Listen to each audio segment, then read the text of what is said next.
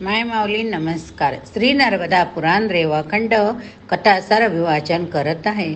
श्री नर्मदाय नमः. अध्याय 11. नर्मदा महात्म्य वर्णन. युधिष्ठिर म्हणाले, अहो नर्मदा खूप पुण्यदायिनी आहे, श्रेष्ठ, जी प्रलय काळात सुद्धा नष्ट होत नाही. त्यामुळे ध्यानपूजन करणारे, स्नान करणारे मोठमोठे मुनीसुद्धा नर्मदेचे सेवक आहे. जिच्या आश्रय घेऊन धर्मप्रेमी ऋषींनी मोक्ष मिळवला. ऋषींनी सांगितलेले, वेदांनी प्रमाणित केलेले जे नियम तुम्ही सांगितले त्या सर्व नियमांनी मनुष्य मोक्षाला प्राप्त होतो. महादेव शंकराच्या पूजेने मनुष्य काही महिन्यात कलीच्या दोषातून मुक्त होतो. देवश्रेष्ठ ब्रह्मा किंवा जगद्गुरु विष्णूचे पूजन करणारा मनुष्य संपूर्ण पापातून मुक्त होतो, यामध्ये संशय नाही. परंतु हे निष्पाप, हे सर्व मला आपण विस्तारपूर्वक सांगा की ज्या गहन संसारात सारे जीव डुबलेले आहे ते स्वर्गात कसे पोहोचणार, या माझ्या संशयाचे आपण निवारण करा. श्री मार्कंडेय म्हणाले, खूप जन्म घेतल्यानंतर मनुष्य जन्म मिळतो. या जन्मामध्ये मोठ्या कष्टाने श्री भगवान शंकराची भक्ती उत्पन्न होते. राजनतीर्थ दान उपवासाच्या यज्ञाने अतिशय श्रद्धेद्वारा देव ब्राह्मण पूजनाने मनुष्याला शंकराची भक्ती प्राप्त होते. त्यामध्ये धर्मप्रेमी जनांनी सर्व प्रकारे अनंत श्रद्धा ठेवली पाहिजे. श्रद्धा सर्वश्रेष्ठ होय. भगवान शंकर श्रद्धेनेच लवकर प्रसन्न होतात. हे भरत, वंश उत्पन्न राजन, श्रद्धारहित सर्व कर्म निष्फळ असता. त्यामध्ये भगवान शंकराच्या भक्तीचा आश्रय मनुष्याने घेतला. ज्याची जशी भक्ती तसे फळ मिळते. कोणाची भक्ती स्थिर असते, सात्विक असते, तर कोणाची राजस तामस असते, त्यांना त्याप्रमाणे फळ मिळते.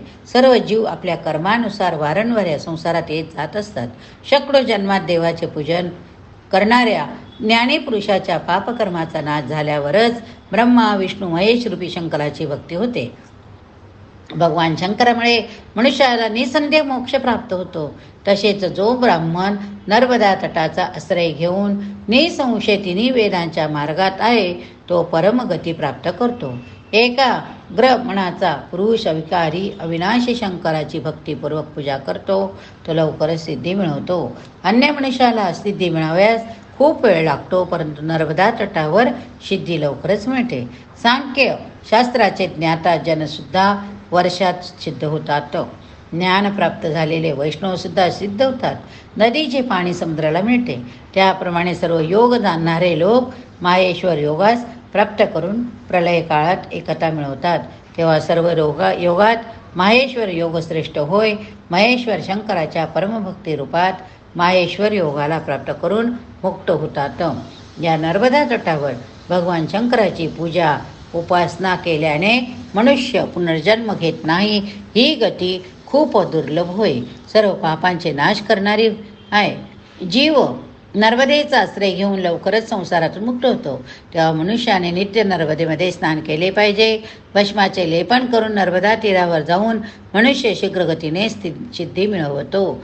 जो मनुष्य शांत राहून आदरपूर्वक तिन्ही त्रिकाळ म्हणजेच प्रातः मध्याह्न सायंकाळ नर्मदेचे पूजन करतो तो पापी पुरुष सर्व रोगातून मुक्त होऊन परमगती प्राप्त करतो. भले किती पापी पुरुष असला तरी तो 6 महिन्यात नर्मदेच्या स्नानाने शुद्ध होतो. शुद्ध मन असलेली व्यक्ती 3 महिन्यातच सिद्ध होऊन जाते. ज्याप्रमाणे सूर्याच्या किरण स्पर्शाने पर्वतावरील बर्फाचे तुकडे होता, अगदी त्याचप्रमाणे शुद्ध भस्माच्या कणाचा स्पर्श होताच पाप निघून जाते. मंत्रींनी युक्त असलेल्या भस्माने अविषयुक्त शंकराने भक्त सूर्यासारखे निर्मळ तेजस्वी होता. ज्याप्रमाणे गरुडाचा भीतीमुळे साप गिळून जातात, त्याचप्रमाणे भस्माने अभिषिक्त झाल्यावर संपूर्ण पाप नष्ट होते. जो आपल्या शरीराला नर्मदेच्या पाण्याने पवित्र झालेल्या भस्माने धूसर लिप्त करतो तो लगेच अनेक पापातून मुक्त होतो, या संशय नाही. जो पुरुष नेमांचे पालन करून विधीपूर्वक पाशुपात व्रताचे पालन करतो, शूद्राच्या अन्नारहित असतो, जो परमगतीला प्राप्त करतो. ब्राह्मणाचे अन्न मृतासारखे, शमिकाचे अन्न दुधासारखे, वैश्यांचे अन्न अन्नासारखे असते, परंतु क्षुद्राचे अन्न रक्ता समान मानले गेले आहे. क्षुद्राच्या अन्नाने पुष्ट होऊन जे श्रेष्ठ ब्राह्मण मरतात ते तप आणि ज्ञानरहित होऊन कावळ्याने गाढव होतात. काय म्हणतात? कावळ्याने गाढव. मनुष्याने पाप त्याच्या अन्नावर ठरवले जाते. मनुष्याचे पाप कशावर ठरवले जाते? त्याच्या अन्नावर.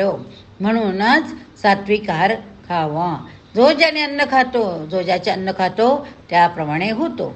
शंकराने म्हटले की विशेष करून यती धर्माचे संन्यासी साधूंच्या वेशात क्षुद्र अन्न खाऊन तपाच्या चंचलतेचा आश्रय घेणारा मनुष्य निसंदेह नरकात जातो. परंतु वेदांची अशी आज्ञा आहे की पाखंडी, लोभी, चंचल वृत्तीचे पुरुष संभाषण करण्यास किंवा जवळ बसण्यायोग्य नाही. काही लोक मातापित्याच्या दोषाने, आपल्या कर्माच्या दोषाने, खोट्या ज्ञानाभिमानाने, काही अहंकाराने नष्ट झालेल्या धर्मशास्त्राच्या अर्थाविरुद्ध वागणारे क्लेश भोगत शैव मतामध्ये शिवभक्तीच्या प्रभावाने उत्तम गती प्राप्त करतात. श्रद्धारहित, पाखंडी, निंदित अर्थानुसार वागणारी दुष्ट, अविकी पुरुष सिद्धी मिळवत नाहीत. फक्त कीर्तनाने निंदित दृष्टी भावना ठेवणारे लोक सिद्धी मिळवत नाही.